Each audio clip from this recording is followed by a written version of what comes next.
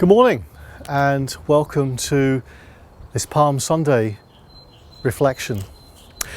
Welcome from me, Reverend Philip Wallace of Renfrew North Church, and also a welcome from Soldier. Today is Palm Sunday, and there is a bittersweet irony about the celebration of Palm Sunday and the events of the account of that first Palm Sunday. Because if today were that first Palm Sunday, it would not have been allowed to happen. You will recall those events. The disciples were told to go and seek out a particular form of transport, a donkey and a colt, the foal of a donkey, and get it ready for Jesus to make his entrance into Jerusalem, where he would experience a party atmosphere and be surrounded by crowds of people. So let's hear again from Matthew's Gospel some of that story. They led the donkey and colt out, laid some of their clothes on them, and Jesus went on his way. Nearly all the people in the crowd threw their garments on the road, giving him a royal welcome. Others cut branches from trees and threw them down as a welcome mat. Crowds went ahead and crowds followed, all of them calling out together, "Hosanna to God's Son. Blessed is he who comes in God's name. Hosanna in highest heaven."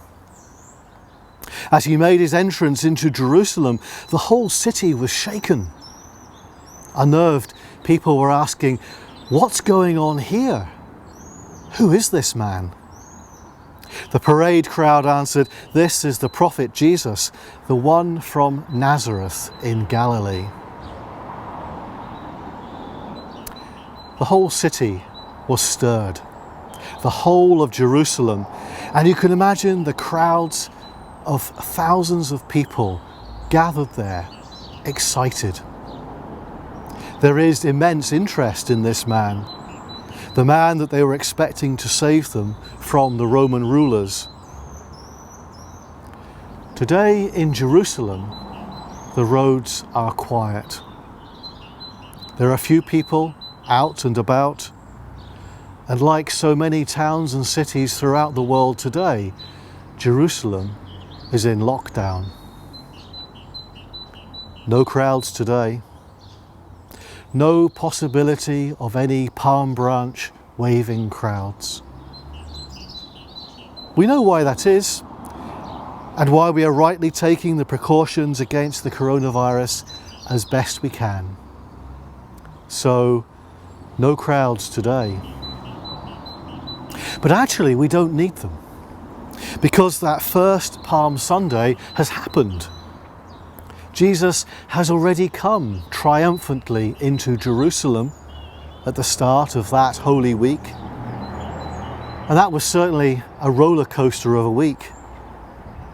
Receiving the adulation of the crowds on the Sunday, followed by a dissipation of support as the week went on. The man who had come to save the people, derided by the crowds at the end of the week. The man on the donkey, welcomed by the crowds, ended the week on a cross. The man surrounded by thousands ended the week with a few disciples. A week of contrasts, certainly.